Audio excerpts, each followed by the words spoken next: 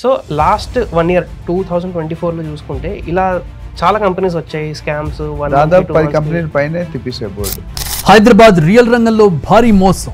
మరో real estate సంస్థ భారీ మోసం వెలుగులోకి వచ్చింది. హైదరాబాద్ సహా జిల్లాల్లో రియల్ ఎస్టేట్ కంపెనీల మోసాలతో జనం ఆగమవుతున్నారు. స్కీమ్ కాదు, కళ్ళు బయర్లు కమ్మే బడా స్కామ్.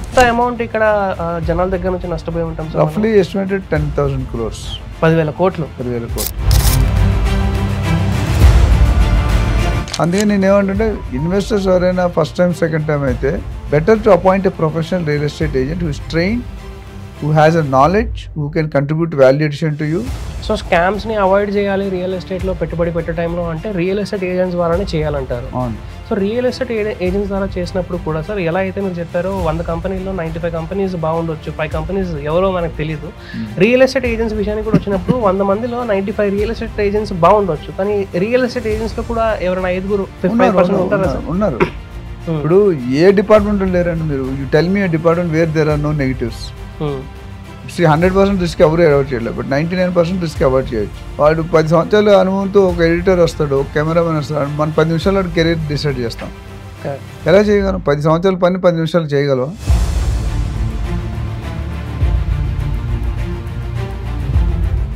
Welcome to Aadan. ఈ రోజు మనతో డాక్టర్ నంది రామేశ్వరరావు గారు ఉన్నారు, founder of realtor oxygen, TEDx speaker and 30 years real estate ఇండస్ట్రీలో ఎక్స్పీరియన్స్ ఉంది.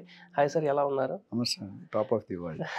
సో సార్, రియల్ ఎస్టేట్ అంటే చాలా మందికి ఇష్టం ఇన్వెస్ట్మెంట్స్ చేయడము, కానీ ప్రతి ఒక్కరు కూడా అంత సంపాదించి అంటే కష్టపడి సంపాదించిన డబ్బు తీసుకొచ్చి రియల్ ఎస్టేట్లో పెట్టినప్పుడు అది మనకు ఫ్యూచర్లో గ్రో అవ్వాలి, మనకి ఏదైనా దానికి పనికి రావాలి అని అనుకుంటారు. కానీ చాలామంది ఏంటంటే ఈ మధ్య రియల్ ఎస్టేట్లో ఇన్వెస్ట్మెంట్ చేసిన తర్వాత స్కామ్స్ జరుగుతున్నాయి మార్కెట్లో.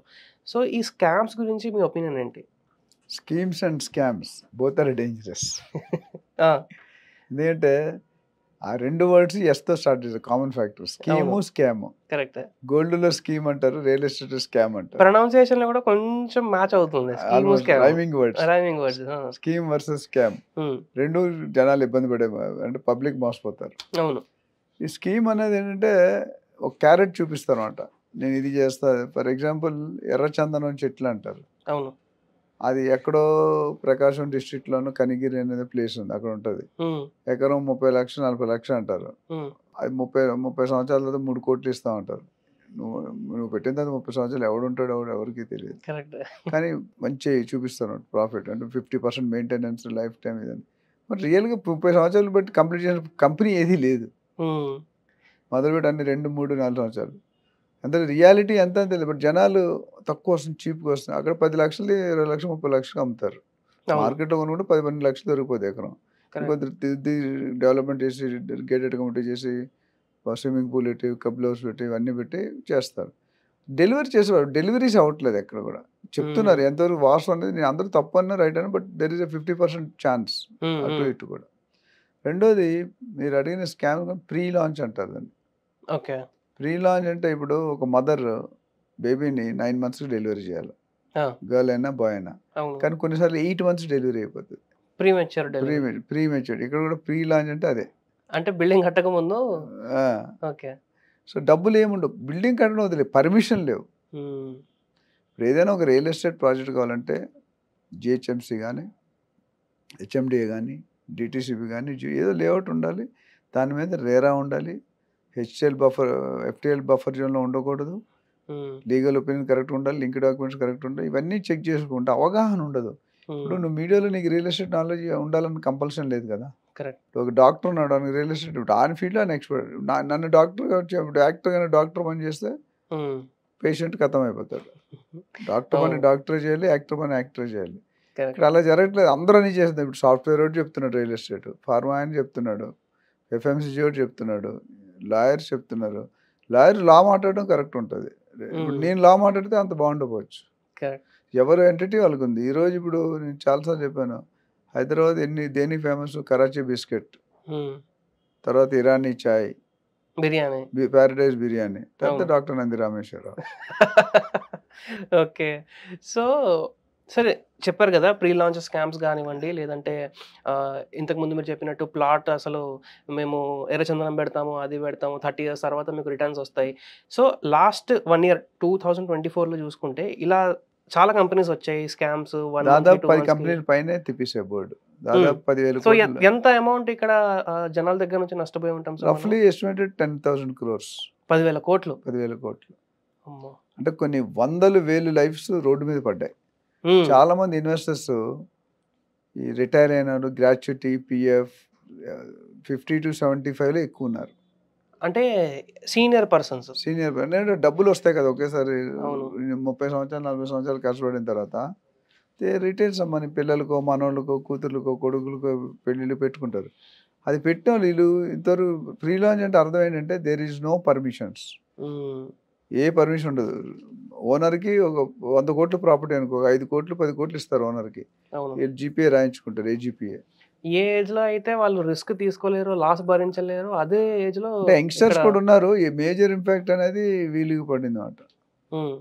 సో అది కొద్దిగా బాధాకరమైన విషయం. ఎందుకంటే రిటైర్డ్ లైఫ్ హ్యాపీగా ఉండాలి. ఇప్పుడు 60 తర్వాత ఇలాంటి షాకులు తగిలితే అవును, the only way is to get heart attack.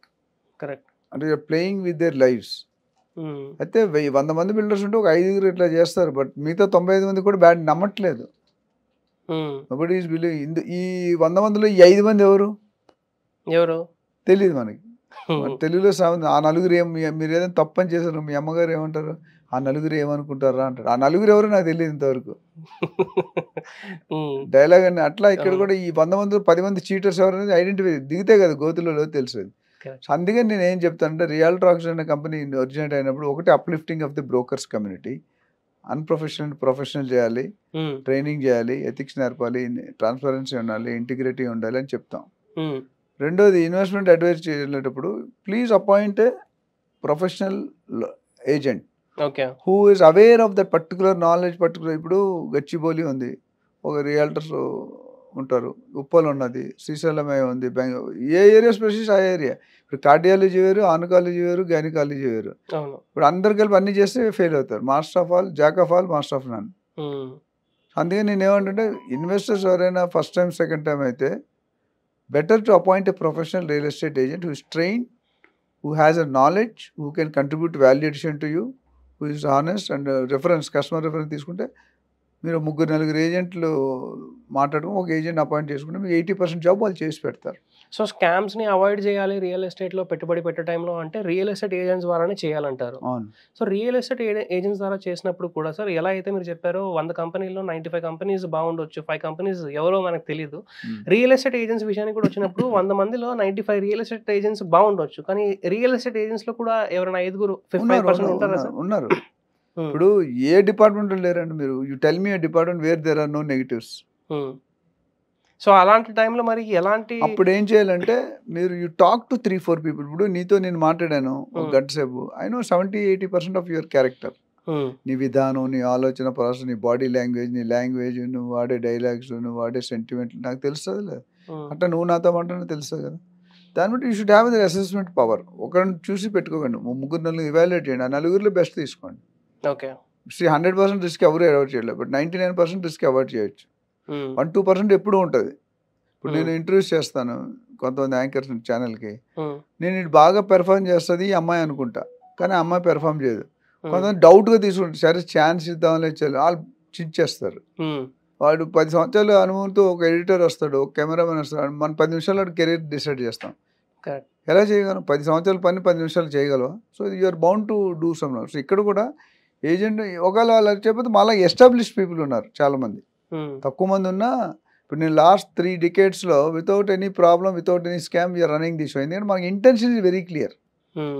నేను 25,000 మందిని ట్రైన్ చేశాను, 25,000 మంది ట్రాన్సాక్షన్ ప్రాపర్టీ ఓనర్స్ హెల్ప్ చేశాను to become a property owner. నేను ఒక ప్రాపర్టీ ఓనర్ చేసినట్టు ఆ కళ్ళల్లో ఆనందం వేరు. నీకు ఒక జాబ్ వచ్చినా, ఒక మంచి భార్య వచ్చినా, మంచి పిల్లలు పుట్టినా, మంచి ఇల్లు కొనుక్కున్నా, యూ ఫీల్ హ్యాపీ. అవునా? సో అది చేసే పద్ధతిలో నన్ను, so I'm very happy to be in that. కొంతమంది జీవితాలు నిల్చోబెడుతున్నాం, కొంతమందికి హెల్ప్ చేస్తున్నాం, అండ్ కంటిన్యూగా ఉన్నాం. మనం ఆల్ ఓవర్ వరల్డ్ ట్రైనింగ్ ఇస్తున్నాం. రియల్ ఎస్టేట్లో మోటివేషన్ స్పీకర్ వేరు, సబ్జెక్ట్ ఎక్స్పర్ట్. నేను మోటివేషన్ స్పీకర్ కాదు. నా యూనిక్నెస్ ఏంటంటే నేను ఏ బిల్డర్ని, ఏ ఏజెంట్ని ప్రమోట్ చేయను.